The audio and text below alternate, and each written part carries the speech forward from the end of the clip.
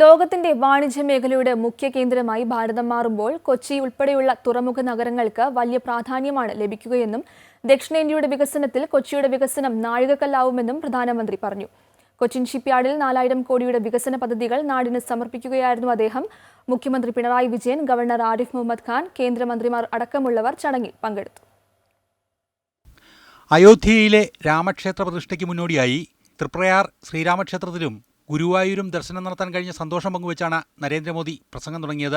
केरला के बाहर बहुत लोग नहीं जानते कि ये मंदिर राजा दशरथ के 4 पुत्रों से जुड़े हैं. ये सौभाग्य की बात है कि अयोध्या में राम मंदिर की प्राण प्रतिष्ठा से कुछ दिन पहले ही मुझे त्रिप्रायर के श्री रामस्वामी मंदिर के दर्शन करने का अवसर मिला.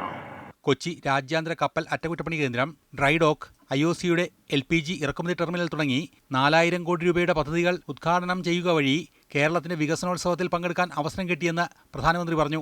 രാജ്യത്തെ തുറമുഖ മേഖലയെ വലിയ ശക്തിയാക്കി മാറ്റുകയാണ് ലക്ഷ്യമെന്നും പ്രധാനമന്ത്രി വിശദീകരിച്ചു.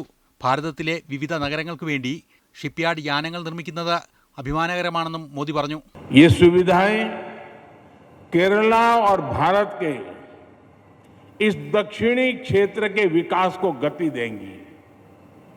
Made in India aircraft carrier INS Vikrant के निर्माण का ऐतिहासिक गौरव कोच्चि शिपयार्ड के पास है. इन नई सुविधाओं से शिपयार्ड की कैपेसिटी कई गुना बढ़ जाएगी. साथ ही यहां शिप बिल्डिंग और शिप रिपेयर का काम भी संभव होगा. इससे भारत की विदेशों पर निर्भरता कम होगी और जो पैसा हम विदेश भेजते थे वो देश में ही लगेगा.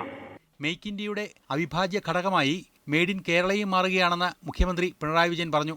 അഭിമാനകരമായ ചന്ദ്രയാൻ, ആദിത്യ മിഷനുകളിൽ സംസ്ഥാനത്തെ പൊതുമേഖലാ സ്ഥാപനങ്ങൾ സജീവ പങ്കാളികളാവുന്നുണ്ടെന്ന് മുഖ്യമന്ത്രി ഓർമ്മിപ്പിച്ചു.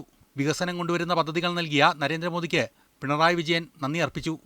പ്രോജക്റ്റുകൾ ഉദ്ഘാടനം ചെയ്യുന്നതിനായി നേരിട്ടെത്തിയ പ്രധാനമന്ത്രി നരേന്ദ്രമോദിജിക്ക് കേരളത്തിൻ്റെതായ നന്ദി ആദ്യമേ തന്നെ രേഖപ്പെടുത്തട്ടെ. ഈ ഡ്രൈഡോക്കിലും അന്താരാഷ്ട്ര ഷിപ്പ് റിപ്പയർ ഫെസിലിറ്റിയിലും 2000 വീതം ആളുകൾക്ക് പുതിയ തൊഴിൽ ലഭിക്കാനിടയുണ്ട് എന്നാണ് പറഞ്ഞത്. അപ്പോൾ മൊത്തം 4000 പേർക്ക് തൊഴിൽ ലഭിക്കുന്ന ഒരു പദ്ധതിയാണ് ഈ 2 പദ്ധതികളും എന്നതാണ് മനസ്സിലാക്കുന്നത്. അമൃത ന്യൂസ്, കൊച്ചി.